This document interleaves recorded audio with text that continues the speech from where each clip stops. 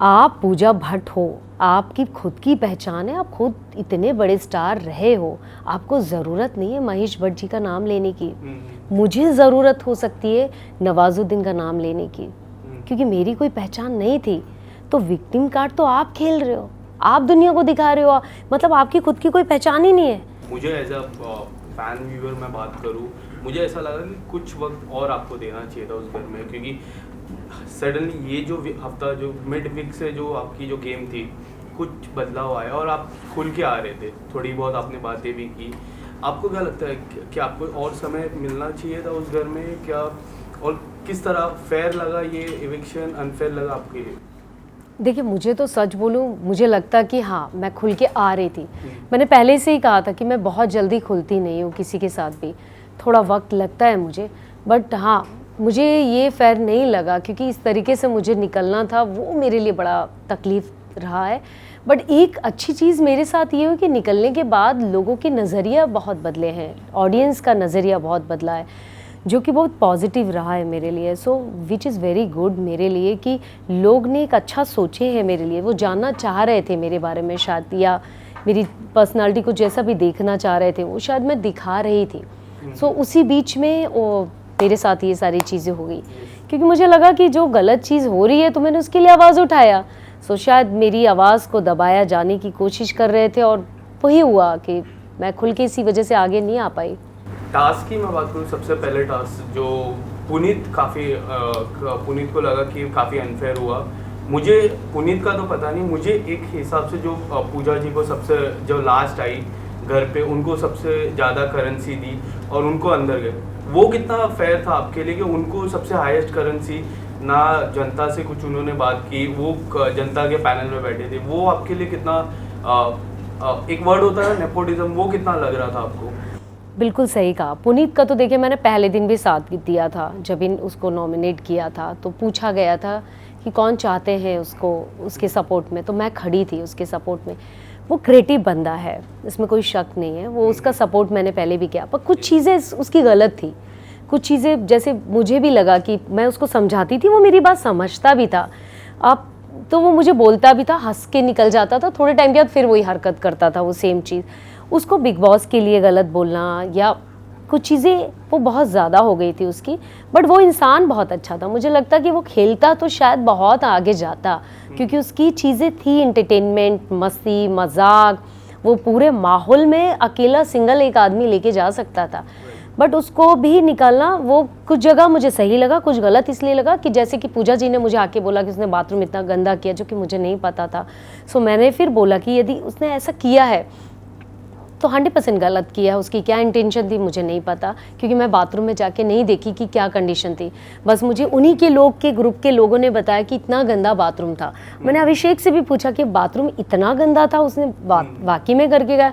तो अभिषेक ने बोला दी मुझे नहीं पता कि क्या था, बट मैं अभिषेक तो खड़े थे हम उसके साथ में, और कुछ चीज़ों में था वो ओवर, बट मुझे लगता है उसको होना चाहिए था। मतलब बाथरूम की मैं बात करूँ, एक छोटा सा मुद्दा था, मुझे ऐसा लगा कि हो जाता है कभी, ये बाथरूम नहीं तो मेल के बाथरूम में आप चले गए, उसको लेके कुछ बड़ी बात बनाने की कोशिश थी घर वालों की तरफ से। आपको ऐसा लगा कि आपने बोला कि मैं भूल गई, मैंने ये जानबूझ के नहीं किया, तो आप अगर कुछ बताना चाहोगे तो उस पर क्या होगा? हाँ जी। सो देखिए, मैं पहली बात तो मैं खुद रूल्स बहुत फॉलो करती थी। जहाँ मेरी गलती होती थी तो मैं बिग बॉस को खुद बोलती थी आई एम सॉरी, मेरे से गलती हुई है।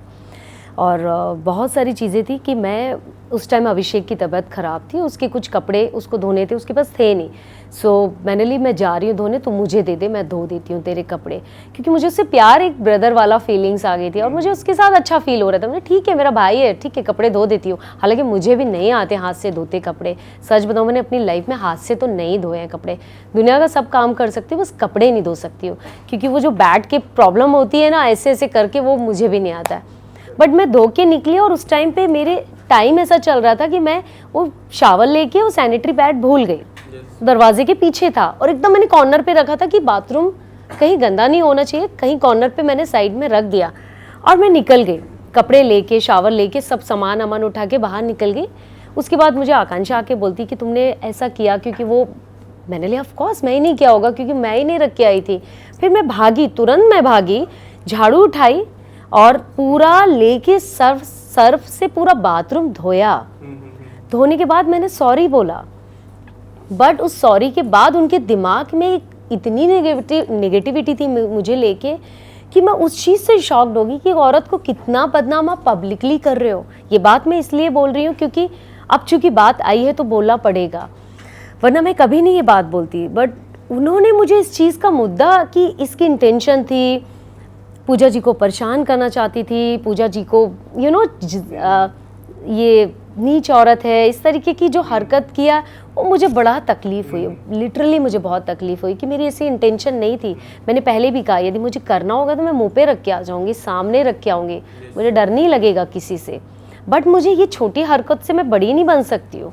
मुझे जो गलत लगा तो मैं नॉमिनेशन में मैंने उनका नाम लिया, बट ये छोटी चीज़ नहीं कर सकती हूँ मैं। तो उनके दिमाग में ये था, इसका मतलब आप सोच सकते हो, मतलब आप भी कहीं ना कहीं ऐसी हरकत करते आए होगे तभी आपने सोचा है। सो मुझे ऐसा लगता कि ये जो चीज़ें हुई है वो बहुत ही छोटी हरकत थी। पूजा जी ने आपको एक नाम से भी पुकारा जो काफ़ी लोगों को, लाइक आपके जो फैंस को है वो काफ़ी अनफेयर लगा, विक्टिम कार्ड। आपको कितना लग रहा था कि वो नाम आप डिजर्व नहीं कर रहे थे? क्योंकि आप जो थे, आपने, मैंने देखा कि आपने जो डिस्कशन भी किया, आपने ऑन पॉइंट डिस्कशन किया। फिर जो नवाज सर की मैं बात कर रहा हूँ, फैमिली को लेके, बच्चों को लेके डिस्कशन किया, छोटे बेटे को लेके डिस्कशन आपने किया कि वो थोड़ा समझदार नहीं है, ये सारे डिस्कशन आपने किया। तो आपको क्या लगता है ये सारे डिस्कशन जब हम देखते हैं 24 घंटे में देखते हैं, जब एक एपिसोड आता है तब देखते हैं, और ये एक नाम आता है, तो कितना अनफेयर हो जाता है आपके? देखिए पूजा जी विक्टिम जो कार्ड उन्होंने मुझे यूज़ किया नाम, वो खुद यूज़ कर रही हैं। जब मैंने उनको नॉमिनेट किया उन्होंने बोला मैं महेश भट्ट की बेटी हूँ। सो किसने यूज़ किया वो तो सबको, ऑडियंस को पता है। आप पूजा भट्ट हो, आपकी खुद की पहचान है, आप खुद इतने बड़े स्टार रहे हो, आपको ज़रूरत नहीं है महेश भट्ट जी का नाम लेने की। मुझे ज़रूरत हो सकती है नवाजुद्दीन का नाम लेने की, क्योंकि मेरी कोई पहचान नहीं थी। तो विक्टिम कार्ड तो आप खेल रहे हो, आप दुनिया को दिखा रहे हो, मतलब आपकी खुद की कोई पहचान ही नहीं है। आप महेश भट्ट जी का क्यों नाम ले रहे हो? आप बोलो ना मैं पूजा भट्ट हूँ, खुल के बोलो सारी चीज़ें। क्योंकि मैंने आपका गलत चीज़ का साथ दिया तो आप मुझे डरा के बोलोगे मैं महेश भट्ट की बेटी हूँ तो मैं डर जाऊँगी। मैं किसी से नहीं डरने वाली हूँ, मैं डरने वाली लड़की हुई ही नहीं। मेरा जो नेचर है मैं अपनी बात रखूँगी, और पहले भी रखी और हमेशा रखती आऊँगी। चाहे सलमान जी ने भी मुझे बोला हो, मैंने उनको सॉरी बोला, पर वहाँ वो भी गलत थे, क्योंकि सलमान जी ने और भी तो लोग बोलते आए, उनके लिए तो कोई बात नहीं किया। और भी तो लोगों ने बात किया, उनके लिए नहीं बात किया। आपने टारगेट किया क्योंकि आप एक स्टार और एक स्टार का सपोर्ट कर रहे हो। सो मैं उस जगह पे बोलूँगी कि यहाँ पर ये सब चीज़ें है, इंडस्ट्री में जो चल रहा है वो सारी चीज़ें वो है इंडस्ट्री में। मैं तो बोलूँगी, खुल के बोलूँगी, मुझे डर नहीं लगता इस चीज़ से, तो है इंडस्ट्री में। दिखता है वो भी। आपने अब जो नॉमिनेशन का टास्क था उसमें साइरस को आपने नॉमिनेट किया था, काफ़ी लोग शॉक थे, आपने और अभिषेक ने। और अभिषेक को जब कारण पूछा तो अभिषेक ने कहा कि मुझे और समय चाहिए पूजा, बट मुझे और ऐसा समय चाहिए तो मैं उनको नॉमिनेट करता हूँ। आपका रीज़न भी कुछ डिफरेंट था। आपको ऐसा नहीं लगता कि कई हद तक पूजा जी साइरस की जो गेम है, जो नेचुरल गेम है, वो दबाने की कोशिश कर रही है, और एक जो ग्रुप बन रहा है साइरस जी, पूजा जी, फलक और अविनाश भी बोल सकते हो ग्रुप में, उसमें प्रोफेसर का किरदार वो कई हद तक निभा रहे, ऐसा नहीं लग रहा है? देखिए मैंने आने के बाद तो नहीं देखा उनका कि ये सारी चीज़ें क्या चल रही है, बट साइरस जी को जितना भी मैंने देखा वो एक कठपुतली की तरह नाच रहे पूजा जी के कहने पे। सो वो इंटेलिजेंट आदमी है, वो इतने मजाकिया इंसान है, खुश रहने वाले इंसान है। हालांकि वो बहुत, उनकी एक डिमांड है, उनको खाना चाहिए। हम लोग अपना खाना छोड़ के, हमने अपना खाना, हम लोग को चिकन, मुझे तो एवरीडे चिकन चाहिए, बट हमें लगता था ठीक है यार एक आदमी की नीड है, वो एक्सरसाइज करो, छोड़ दो, जाने दो जाने दो। हम लोग ने सबने कॉम्प्रोमाइज़ किया उनके लिए, बट मुझे लगता है उनको भी समझदारी से चलना चाहिए कि हम ऐसे हालात में आए हैं जहाँ हमें सर्वाइव करना है, हमें अपनी चीज़ों को थोड़ा कम करना चाहिए, अपनी डिज़ायर, अपनी चीज़ें। यदि मैं बोलूँ कि यार मैं तो बिस्तर में सोती, आप मुझे ज़मीन पे क्यों सुला रहे हो? मुझे बिस्तर दिया था, बट मैं उस एनर्जी बेबिका के साथ नहीं सो सकती थी। एक दिन के बाद मैं नीचे अपना सोफे में, जहाँ मेरा पैर आधा फिट निकल रहा था, पूरी रात मेरा पैर सुन्न रहता था, पर मैं उसके साथ नहीं सोना चाहती थी। फिर फाइनली मैं नीचे जाके सोने लगी।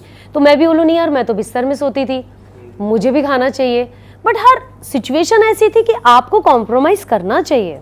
राइट हर जगह कॉम्प्रोमाइज करना चाहिए। इसलिए नहीं कि आप कहाँ से आए हो, क्या खा रहे हो, उस जगह कहाँ हो वो मैटर करता है।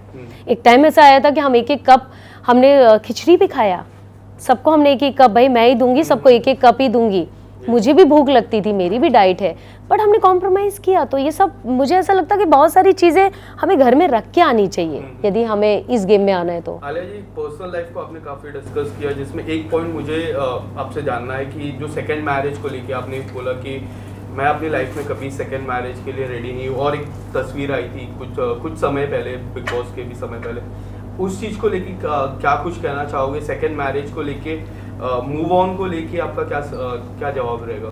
देखिए मैंने खुल के बताया था, और मैंने वो चीज़ पोस्ट इसलिए कि मेरी इंस्टा में मैंने कभी पर्सनल अपनी चीज़ नहीं रखी, और ना मेरी लाइफ में पर्सनल कोई चीज़ थी। और जब आई, मैं उस शख्स के साथ बहुत खुश हूँ, और मुझे नहीं पता ये रिश्ता कितने दिन का है, बट जितने दिन भी है मैं खुश हूँ उसमें।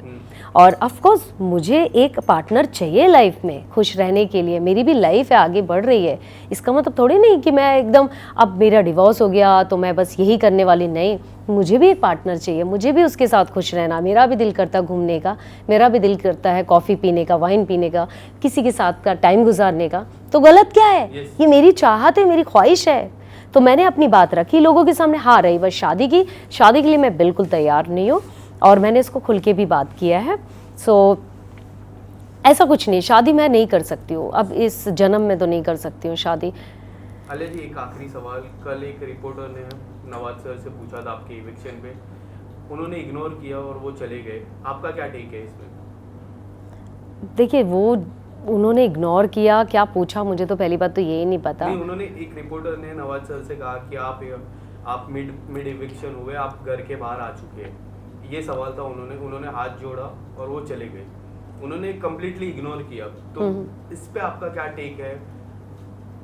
वो उनका अपना पर्सनल है, उसके लिए मैं कुछ भी नहीं कह सकती हूँ, उनके दिमाग में क्या होगा, क्या चीज़ें, मैं सच बताऊँ वो चीज़ मैं नहीं बोल सकती हूँ। यस, या thank you so much Alia.